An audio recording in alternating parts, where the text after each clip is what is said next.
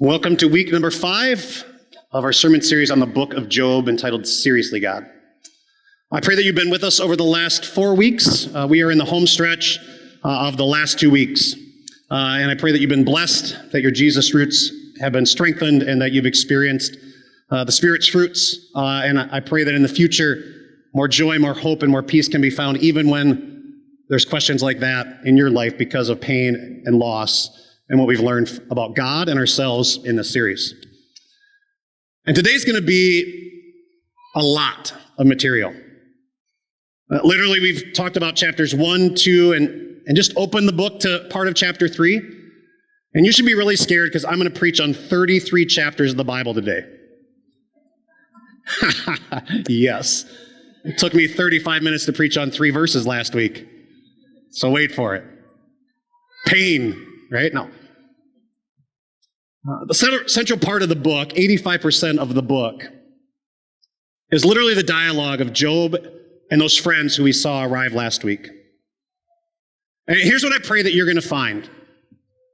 Because a lot of people think of Job's story as the extreme.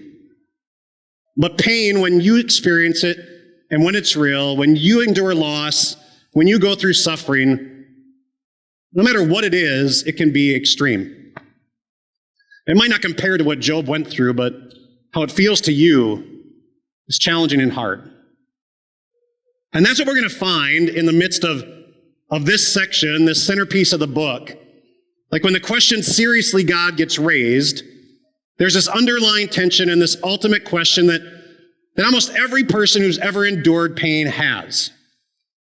If you're taking notes today, I'm going to jump right into it because I got a lot of chapters to get through. It's the question that Job's friends were wrestling with and that their conversation with him caused Job to wrestle with, because no matter what happens when you're in pain, each and every one of us wants an answer as to why. Why pain? Like, why am I enduring this? Why is this coming to my life? Why the suffering? Why the loss? Why the pain? Why me? And I think it's really important to understand this because you and me, people who still live today, 4,000 years after Job, when we endure pain, we will oftentimes ask that question, why, right? And we'll search for the answer. Sometimes when we have friends who are enduring pain, we'll do the same very thing. We'll try and seek an answer to help them figure it out, right? Why pain? Now, in order to answer that question, and in order to understand where Job's friends and Job's conversation goes, we probably should unpack and highlight all the possible answers to the question, right? It's not like a one answer question. Like there's not only one answer to it, but there are most likely, in most cases, one of 3 answers is possible. If you're taking notes, I want you to write these down because it'll help us understand where Job's friends are going to go at the end of the day. Why pain? Possibility number 1 in our world, when we experience it, when we feel it, it's because they are bad. They are bad. Like that person crossed that line, committed that sin, committed that crime, because they are bad, they brought pain to us.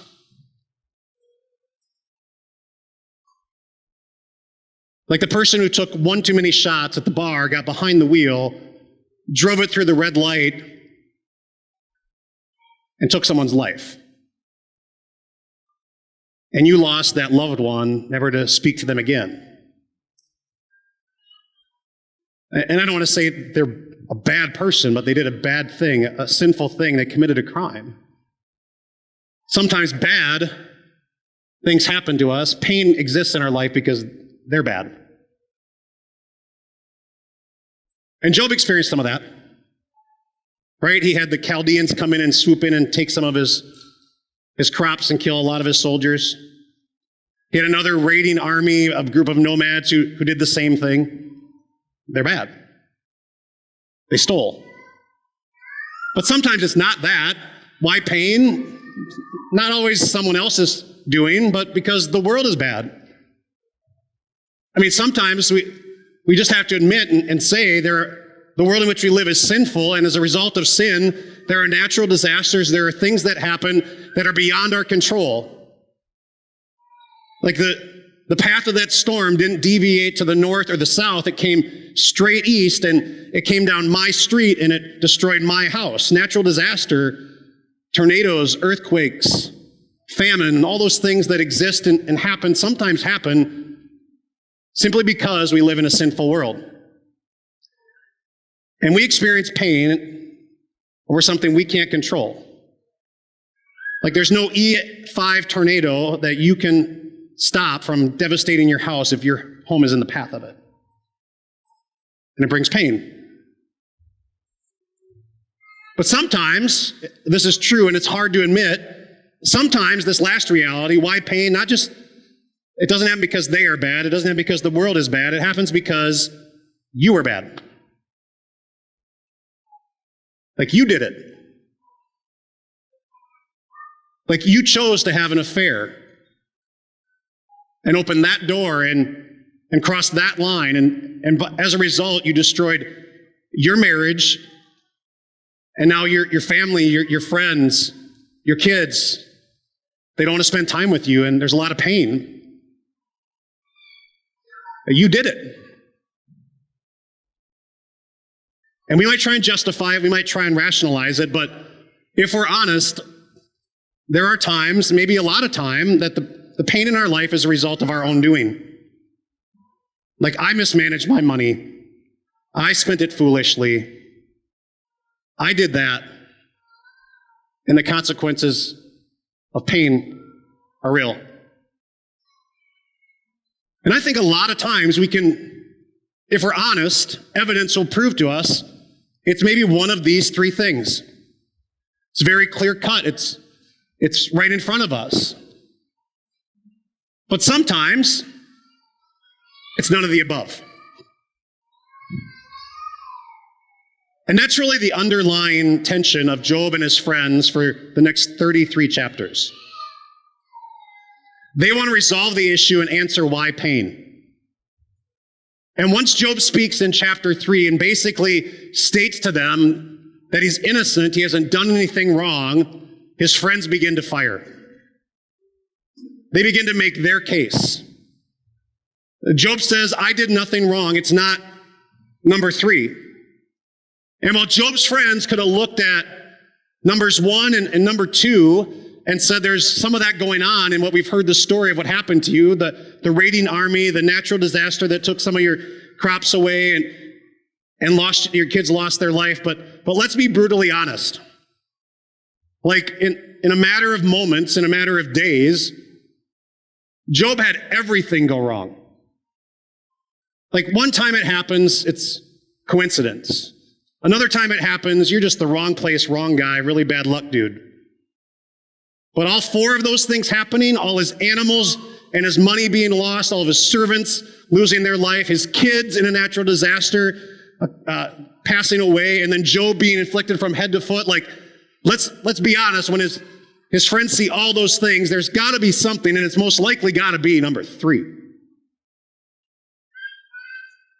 And Job makes his case for being innocent in chapter 3, which leads into the conversations back and forth of his friends and what they believed to be true was the answer to why pain. Let's look at what each one of them said, and it's a back and forth dialogue. If you've read through the book of Job, you know this back and forth, this tension, their desire to resolve it. Here's Job's first friend who says this, Job, consider now who being innocent has ever perished. Where were the upright ever destroyed? As I have observed, those who plow evil and those who sow trouble reap it. Blessed is the one whom God corrects. So do not despise the discipline of the Almighty. And Job responds to that, and we're going to see it in a minute, but another friend then chimes in response to him. Does God pervert justice? Does the Almighty pervert what is right? When your children sinned against him, he gave them over to the penalty of their sin. In other words, God is just. He doesn't pervert justice. Therefore, your kids dying as a result of their doing. Job responds, and we're going to unpack chapter 9 in a second. But then another friend, the other one, the third one, says this. You say to God, My beliefs are flawless and impure in your sight. Oh, how I wish that God would speak, that he open his lips against you. See, here's the thing about the answer to the question, why pain, from Job's friend's perspective. Job had said, it's not my doing. But as they looked at everything, as they considered what they were seeing, as they were wrestling with it, they came to this conclusion. They came to this verdict as what they believed was the answer. Job, wake up. Job, own it. Job, confess it. Maybe you were bad.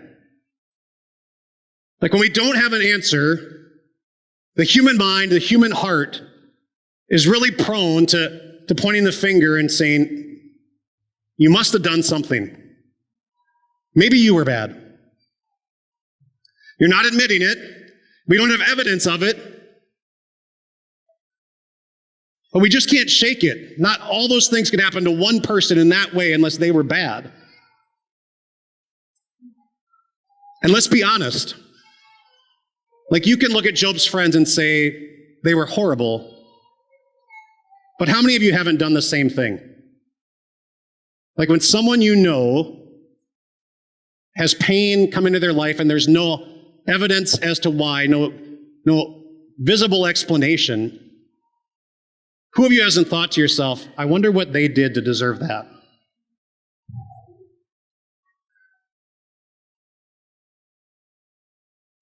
And let's be honest. There are times when you experience pain and you've had bad happen to you, where you sometimes pointed the finger in your own direction and said, maybe there was something I did. I'm not sure. Maybe it was me. Like I've had Christian people say to me, like that bad thing happened shortly after I took about a 3-week break from church. Was that a punishment for not coming? Like there are so many things, even the Christian mind is so compelled to tilt that way.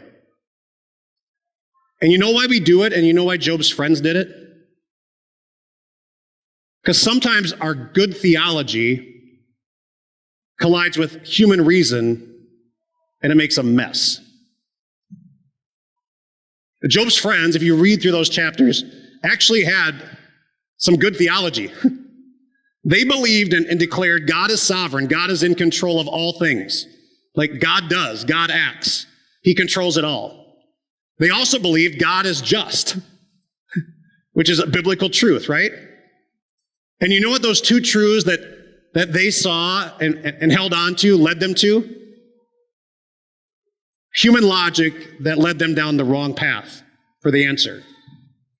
Because God is in control and can do anything and everything, because God is just, it means, therefore, that God rewards the righteous and punishes the wicked, because no just God would punish someone who's innocent.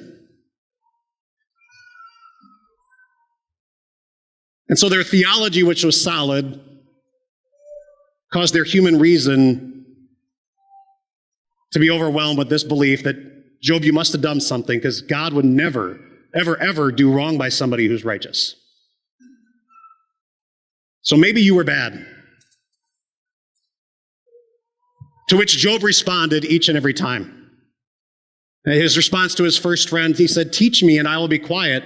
Show me where I've been wrong. But now be so kind as to look at me. Would I lie to your face? I'm telling you the truth. Give me the evidence. You've made a case against me. You've convicted me of wrongdoing without any proof. He then responds to his second friend in chapter 9. If you ever want to read a chapter to try and get the insight of Job, what was going on in his heart, what suffering was like, the theology that he had, chapter 9 is an amazing read. I had to read it a couple times over to really get it, because it helps understand the possible answers to the question that they were wrestling with. Job's response to his friend was, indeed, I know that is true. But how can mere mortals prove they're innocent before God? His wisdom is profound. His power is vast. Who has resisted him and come out unscathed? How then can I dispute with God? How can I find words to argue with him? Even if I summoned him and he responded, I do not believe he would give me a hearing.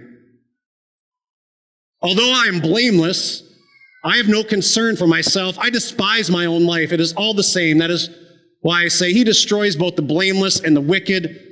When a scourge brings sudden death, he mocks the despair of the innocent. Like Job heard his friends, he understood what they believed the answer was. And at the end of the day, Job said, there's nothing I can do to convince you otherwise. Like you believe that I'm guilty of some sin, I've been bad. The only person who can prove my innocence is God. And God is in control and God is just. Job understood those two truths. But then he started spiritually wrestling with the truth. Did you catch it at the end? I want God to answer me. I want to dispute this. I don't believe he would do me wrong, but I also don't believe he would give me a hearing. At the end of the day, God does what he does. Both the blameless and the wicked get destroyed. And God is kind of like a puppet master pulling the strings, and he kind of gets a little bit of a good sensation in seeing everyone suffer.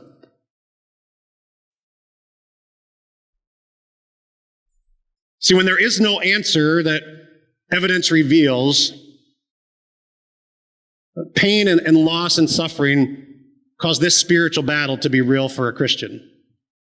Because maybe the answer isn't that I did something, Job says. Maybe the answer is that God is bad.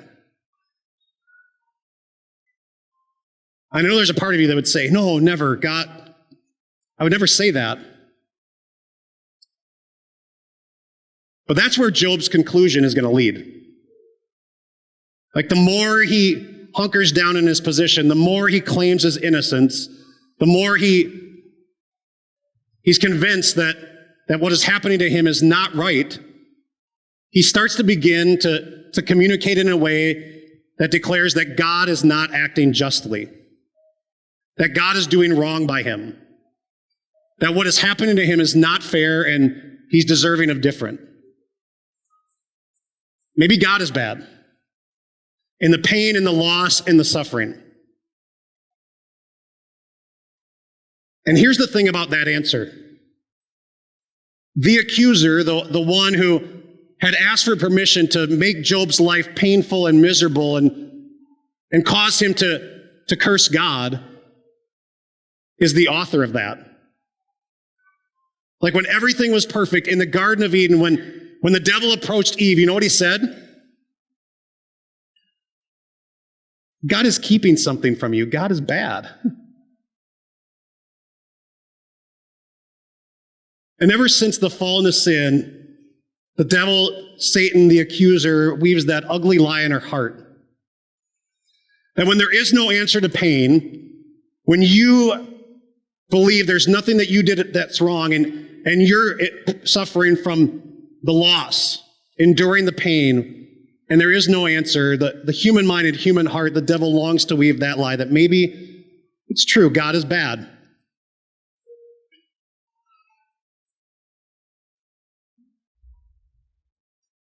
Because here's the thing about Job's theology. It was actually pretty good. Like he knew God was in control. He understood that when it comes to God and justice, God doesn't only punish the wicked and reward the righteous. He acknowledged that both the righteous and the wicked deal with evil and bad.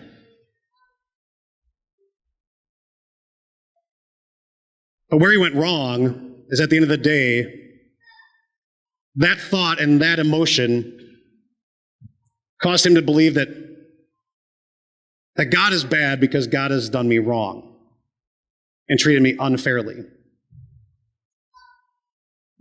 And once you get through the first back and forth of the conversation, you know what happens in the rest of Job? They dig their heels in. Like Job's friends are even more convinced after Job has spoken that it's got to be maybe you were bad. And the more Job hears that maybe it's because he was bad, Job is more inclined to point the finger at God and call on God for his innocence to be declared and communicated. Like, you know that's what happens in life, right? Like when you're convinced of a position, you dig your heels in. If you're not sure that that happens, go look at the last 18 months of your life. Like, this is what we do. And spiritually passionate people and Job's friends, I believe at the end of the day, maybe even had their heart in the right place because they knew that God oftentimes did bring suffering into people's life to open their eyes, to wake them up to sin and to turn away from it. Like, God uses discipline to correct people. And maybe at the end of the day, they had his spiritual best in mind, but you know what they forgot? They came to comfort and sympathize, and they had no evidence that Job had sinned in any way. It could possibly not have been number 3. You're bad. And so in their search for an answer, they caused spiritual damage to their friend. And they went on over the next several chapters, back and forth. You can see how much stronger their position God had gotten. Look at the first friend. Eliphaz says, "Why has your heart carried you away? Why do your eyes flash so that you vent your rage against God?" Job's response, "Will your long-winded speeches never end? What ails you that you keep on arguing? I also could speak like you if you were in my place. If the shoe was on the other foot, I could make fine speeches against you and shake my head at you. Like, put yourself in my shoes," Job says. To that, his other friend responds with these words, "Why are we regarded as cattle and considered stupid in your sight? Like, what we're proposing to you is not that far-fetched. Like, this is true a lot of the times. It's a result of you being bad." And Job says, "Listen carefully to my words. Let this be my consolation you give me. Bear with me while I speak, and after I have spoken, mock on. So how can you console me with your nonsense? Nothing is left of your answers but falsehood. You're liars. What you speak is not the truth. Your accusations are wrong." To which the third friend chimes in and says this, "Job, is not your wickedness great? Are not your sins endless? You demanded security from your relatives for no reason. You strip people of their clothing, leaving them naked." From chapter 4 to chapter 22, you know what happened? Job's friends turned on him. Like in chapter 4, they actually made statements about how good he had been, how righteous he was, how kind he was to people when they were hurting. And now, "Job, you are the worst person on the face of planet Earth. Your wickedness is great. Your sins are endless." To which Job says, "I will never admit that you are in the right till I die. I will not deny my integrity. I will maintain my innocence and never let go of it. My conscience will not reproach me as long as I live. No, my feet are stuck in this position. I am not moving off of it. I am innocent." And you know what? Here's the thing that you and I know. He's right. He's right. Like, we get the whole book of Job and we get to see and ear hustle the conversation of God and Satan and know that God allowed it.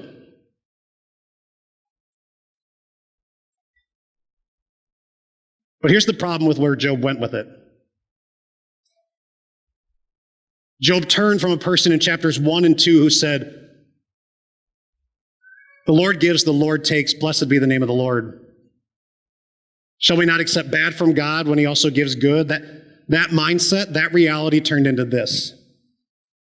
As we look at the next verse from Job, right at the end of his speech in chapter 31, "Oh, that I had someone to hear me. I sign my defense. Let the Almighty answer me. Let my accuser put his indictment in writing." God has wronged me. My case is against God. So let God give me an answer. I deserve vindication. And at that point, chapter 31 ends this way. The words of Job ended. And chapter 32 begins with, "So these 3 men stopped answering Job because he was righteous in his own eyes." I will not condemn Job for stating out loud and clearly he had done nothing wrong.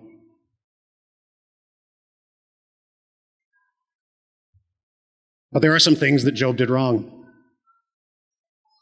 It's easy to convict his friends of all the wrongdoing, and they messed a lot up. But Job and his friends both needed some 200 proof truth and grace to help answer the question, why pain properly, when there is no evidence that gives us a specific answer. And thankfully, Job's 3 friends weren't the only friends who were there. Chapter 32 then goes into the next conversation and dialogue of one man. His name was Elihu. And notice what is said of Elihu. Elihu became very angry with Job, and he was also angry with the 3 friends. He was righteously angry with both of them. In their search for the answer as to why pain, the friend said, maybe you did wrong, and he said, it's wrong. You have convicted him and condemned him without any proof. But Job, you also are in the wrong. Because in your desire for being vindicated, you became more concerned about justifying yourself than God being justified. In other words, Elihu said, I've heard what the friends have said. They are in the wrong for condemning you. But the defense you should have made and the person you should have fought for was God. Because their theology was saying something false of God. And you made it more about yourself. Your pride is rearing its head. You're crossing a line. And so Elihu, over the next several chapters, has 4 dialogues to address the issues of Job and his friends, the things they got wrong, to cause their eyes to be opened, to cause them to be humbled, to get God right in the face of pain, to maybe give them some insight as to what a possible answer might be when there is no evidence that it's the world, that it's them, or that it's you. Here's his first speech when he understood that both of them were in the wrong. If we go to the next verse, the first point that he wants to refute is Job's asking God to speak, but I know he won't. I tell you in this, you are not right, Job, for God is greater than any mortal. Why do you complain to him that he responds to no one's words? For God does speak. Now one way, now another, though no one perceives it.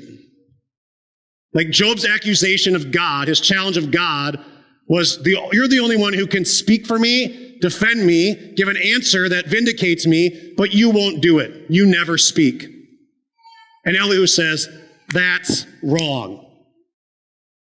God speaks through his prophets. Elihu said it in the chapter. God speaks to us through our conscience that convicts us of right and wrong, to help us maybe get the insight to the answer to the question. And Elihu says, God even speaks to us in suffering. Like even in suffering, God speaks to us to use it for a good purpose, to point us back to God, to rely on God, to celebrate that his grace is sufficient, like the Apostle Paul would say. Job, you're wrong. God does speak. He has spoken. Maybe he's speaking right now. Listen to him. To which then Elihu goes into that whole conversation about justice. Like the friends said, God is just. He rewards the righteous. He punishes the wicked. Job says, you're wrong. And what God is doing to me is wrong. He's treating me unjustly. So Elihu says this, listen to me, you men of understanding.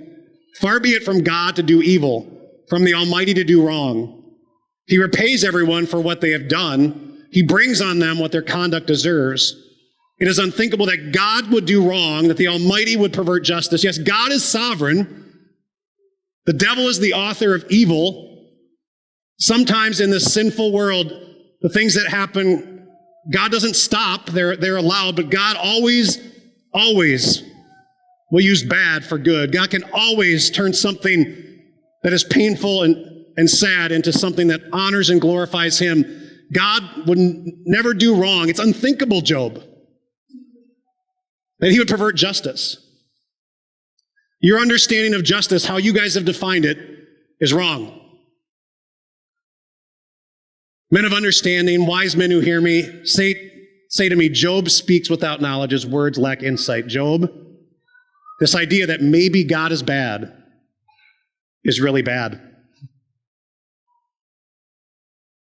Because God doesn't do bad. God is good. And then Elihu answers Job's other question. Elihu had this conversation where he heard Job say something effective. Why should I be good if I'm going to get bad? In other words, if being a good person, living a Christian life only brings you bad, then I might as well just be bad. Listen to what he says to Job next. Job's question, do you think this is just? You say I'm in the right, not God. Yet you ask him, what profit is it to me, and what do I gain by not sinning? Look up at the heavens and see, gaze at the clouds so high above you. If you're righteous, what do you give to God, or what does he receive from your hand? In other words, this theology and idea that you view God as a vending machine God who doles out good when you're good and isn't worthy of following if he doles out bad is horrible. Because the reality is, what do you give to God, Job? Like, even if you were righteous, like, even if you are innocent, the point being, Job, what do you have in return to offer God? Like, you're asking the wrong question, Job. You're going down the wrong path. Your pride is making it about you and not God. And Elihu's final point gets to the point. Like, at the end of the day, throughout all this, when Elihu is speaking, you know who doesn't speak at all? Job. Like, Job was quick with his responses to his friends. You are like cattle. You are foolish men. How dare you attack me? Elihu comes on strong. He has 200 proof truth in Job's face. He has 200 proof truth to the friends who have convicted. And Job doesn't say a word in between any of the dialogue. And Elihu ends with this main point, which might be the answer. Let's go to the next passage. Oh, sorry. Bear with me a little longer, and I will show you that there is more to be said in God's behalf. I get my knowledge from afar. I'll ascribe justice to my Maker. Be assured that my words are not false. One who has perfect knowledge is with you. Here's his point. God is mighty, sovereign. He despises no one, just. He is mighty, sovereign. He is firm in his purpose. Just, will work out all things for the good of those who are called according to his purpose, which is to get us to heaven. He finishes at the end with these words to Job. The next set of verses says this. Job, stop and consider God's wonders. The Almighty is beyond our reach, exalted in power. In his justice and great righteousness, he does not oppress. Therefore, people revere him, for he does he not have regard for all the wise in heart? People fear him, have an awe-filled respect for God because he's almighty. He's beyond us. He's a God of justice, and he's also a God of great righteousness. You guys are making this all about God being sovereign and just, but you're forgetting one of the most pivotal and important things about God. He is righteous. And he's a God of love. And when you exclude that from the conversation, you are always going to get the wrong answer. And Job knew that those who fear him are wise. Earlier on in the book, a few chapters earlier, Job said, the fear of the Lord, right at the end, that is wisdom. And to shun evil is understanding. And Elihu doesn't give an option. Like, he doesn't answer the question. But the case that he makes, I believe, does. And Job's friend said, maybe, Job, it's you. You're bad. And Elihu said, you can't make that case. And Job said, maybe God is bad. And Elihu said, Job, you're crossing a line because you're concerned about being right instead of concerned about God being righteous in the eyes of everyone. And maybe Elihu would have answered it this way if put to the fire. Maybe he would have said this: that God who's in the heavens, that God who is just, that God who is right, maybe, just maybe, we don't know. And maybe we never will. Like Elihu's point was, eventually God will figure it all out, and he'll do right by the righteous, and he'll do right and punish those who are not. It just might not be in your timetable, and you might never see it.